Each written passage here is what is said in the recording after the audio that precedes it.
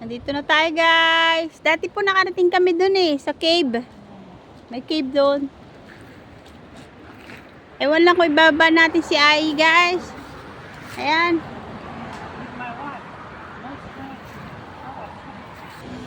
So, hindi na raw po ibababa si Ai kasi ano doon pa, may paakyat.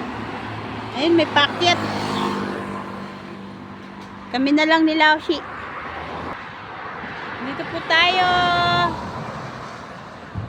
Oh, ganito lang kasimple yung mga Taiwanese. Pasyal na nila to. Yung mga pinupuntahan yung mga tagu-tagong park.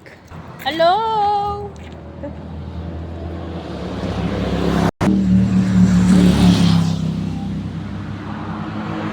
Oh, ang pupuntahan po natin dito, ang tawag daw ay 8 Spirit Hole. 8 Spirit Hole. 8 espiritong butas. Ni hao. Ni hao. Okay, to medyo paakyat. Cave pala to. 8 Spirit Cave. Hole lang ano nila ang interpretasyon niya sa mga cave. Whew. Paakyat to, guys. Ayan. Passion Cave. Passion Cave. 8 Spirit Cave. Okay. But you say Passion. Okay. 10 years ago, meron daw temple dyan sa loob. But now just go. Ngayon, isa na lang siyang cave. Dati raw may mga santo yung mga may mga Buddha daw. Look. Gara ng itsura niya. Diba? So, dati daw may temple dyan. Kakaiba, no? Ang galing. Dati nakapasok pa kami dun Lingyan Cave. Yun, may pangalan. Oh. Cave! Cave. Cave! Oh. Yeah! Ayun. Here have big. Okay, let's try.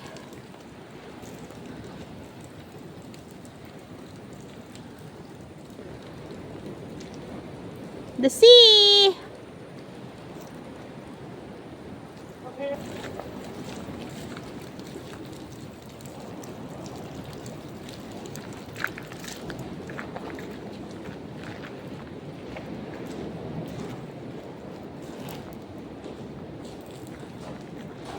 Okay.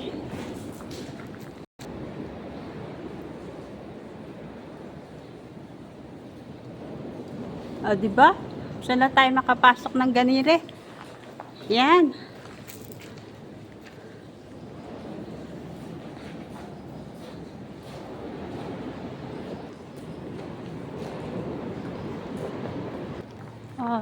In the hole. Dati daw may monk dito 100 years ago. Si Laoshi, alam niya yung mga history. Oh. In here. Tumira daw doon.